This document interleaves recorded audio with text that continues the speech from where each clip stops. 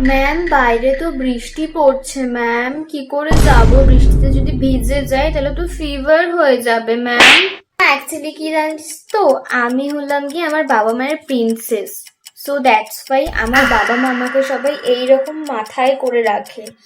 So আমার বাড়ি থেকে এইটুকু পিঠে ব্যাগটা নিয়ে হেঁটে আসতেও খুব কষ্ট হয়। কি জানিস তো, ব্যাপারটা হচ্ছে আমি তো ওদের প্রিন্সেস। সো দ্যাটস ওয়াই এক্সামে যাতে আমাকে বেশি লিখতে না হয় তাই জন্য আমার প্যারেন্টসরা না স্কুলে এক্সট্রা করে টাকা দিয়ে রেখেছে, যাতে আমার যদি ইচ্ছে না হয় আমার বদলে অন্য কেউ লিখে দেয়।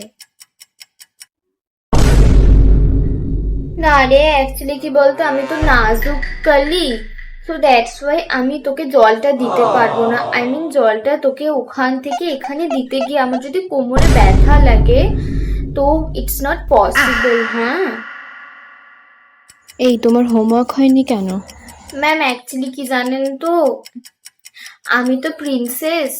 সো দ্যাটস ওয়াই আমার বাবা মা আমাকে বলেই দিয়েছে যে আমি যেন 9টার মধ্যে ঘুমিয়ে পড়ি। আই মিন তারপরে আমি যেন 9টা একও না করি ঘুমাতে, কারণ দেন তাহলে আমার চোখের নিচে ডার্ক সার্কেল চলে আসবে।